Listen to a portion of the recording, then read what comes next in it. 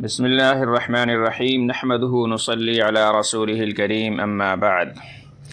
محترم سامعین کرام، آج یوم آزادی ہند ہے۔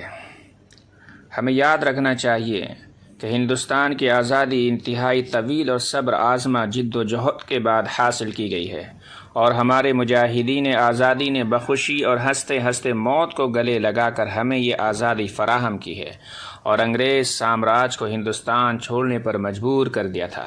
آج ضرورت اس بات کی ہے کہ ہم اس آزادی کی قیمت کو سمجھیں اور ہمارے مجاہدین آزادی کو حقیقی معنوں میں خراج عقیدت پیش کریں۔ انہیں خراج عقیدت پیش کرنے کا مطلب یہ ہرگز نہیں ہو سکتا کہ ہم ان کی تصاویر پر پھول مالا چڑھائیں یا ان کی شان میں دو جملے کہہ دیں۔ اتنا کرنا حقیقی خراج نہیں ہو سکتا۔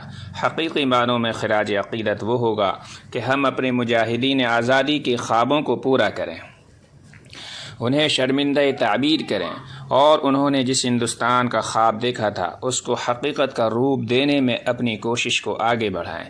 آج ہم دیکھتے ہیں کہ ہماری آزادی کو کئی طرف سے خطرہ لاحق ہو گیا ہے۔ آزادی کے 7 دہائیوں کی طویل عرصے کے بعد بھی ہندوستان میں بھوک مری اور بے روزگاری بہت زیادہ ہے۔ آج بھی ہم دلتوں کو ان کے حقوق نہیں دے پا رہے ہیں۔ آج بھی ہندوستان میں اقلیتوں کے ساتھ مساوی سلوک نہیں ہو پا رہا ہے، بلکہ ان کے حقوق کو سلب کرنے کی سازشوں اور کوششوں میں مزید تیزی آ گئی ہے۔ آج ہم دیکھتے ہیں کہ غریب اور بھی غریب ہوتا جا رہا ہے اور امیر اور بھی امیر ہوتا جا رہا ہے۔ ملک کی دولت چند مٹھی بھر تاجروں کے ہاتھ لگتی جا رہی ہے، اور غریب 2 وقت کی روٹی کے لیے خون کا آخری قطرے تک بہانے پر مجبور کیا جا رہا ہے۔ آج بھی ہم دیکھتے ہیں کہ سماج میں مساوات نہیں ہے۔ آج بھی ہم دیکھتے ہیں کہ ہندوستان کی حقیقی روح کو فرقہ واریت اور کوتاہ ذہنیت سے مجروح کیا جا رہا ہے۔ آج کا ہندوستان ہمارے مجاہدین آزادی کے خوابوں کا ہندوستان ہرگز نہیں ہو سکتا۔ آج ملک میں جو حالات پیدا کیے جا رہے ہیں وہ انتہائی تشویشناک اور افسوسناک ہے۔ آج ہم جن حالات سے گزر رہے ہیں، ضرورت اس بات کی ہے کہ ان حالات کو تبدیل کیا جائے۔ ہمیں اپنے آپ سے یہ عہد کرنے کی ضرورت ہے کہ جس آزادی کو ہمارے آباء و اجداد نے اپنی جانوں کی قربانی دے کر حاصل کیا تھا، اس کا بہر قیمت تحفظ کیا جائے گا۔ جس ہندوستان کا خواب ہمارے اسلاف نے دیکھا تھا، اس کو پورا کرنے کے لیے ہم بھی کوئی کسر باقی نہیں رکھیں گے۔ آج ملک کو فرقہ واریت سے آزادی دلانے کی ضرورت ہے۔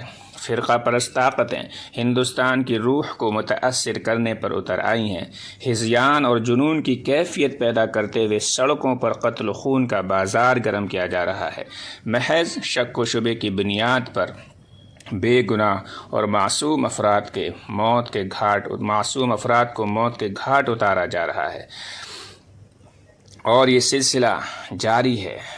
اس سلسلے کو روکنے کی ضرورت ہے۔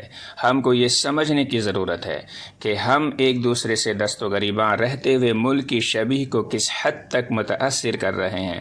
ہندوستان کی نیک نامی کو داؤ پر لگایا جا رہا ہے۔ دنیا بھر میں ہندوستان کی جو شبیہ تھی وہ بگڑتی جا رہی ہے، اور اس کے لیے چند مٹھی بھر عناصر ہی ذمہ دار ہیں۔ ان عناصر کو سیاسی سرپرستی حاصل ہوتی جا رہی ہے، اور یہی سب سے زیادہ تشویش کا باعث ہے۔ یہ وہ ہندوستان ہرگز نہیں ہو سکتا جس کی ہمارے مجاہدین آزادی نے خواہش کی ہوگی۔ وہ ایک پھلتا پھولتا اور ہنستا کھیلتا ہندوستان دیکھنا چاہتے تھے، اور ایسے ہندوستان کی تعمیر ہم سب کا فرض ہے۔ ہم سب کو یہ سمجھنے کی ضرورت ہے کہ آزادی کے ثمرات پر سب کا حق ہے۔ ترقی کے ثمرات سب میں مساوی انداز میں تقسیم کیے جانے چاہیے۔ چند مٹھی بھر تاجروں کو ملک کی دولت پر قبضہ کرنے کا موقع دے دیا گیا ہے۔ اس سے جو محنت کش ہندوستانی ہے وہ محروم ہوتے جا رہے ہیں۔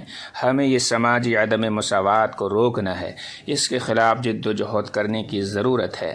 ہمیں اس بات کو یقینی بنانا چاہیے کہ ہندوستان بھر میں خوشحالی آئے، ملک دنیا میں مثالی ترقی کرے اور اس کی ترقی کے جو ثمرات ہیں وہ محض چند مٹھی بھر تاجر گھرانوں تک نہیں بلکہ ہر ہندوستانی تک پہنچے۔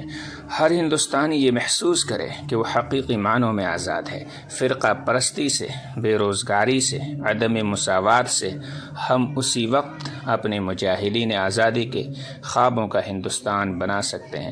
اللہ تعالی ہم سب کو ہندوستان کی تعمیر میں حصہ لینے کی بھرپور کوشش کرنے کی توفیق نصیب فرمائے۔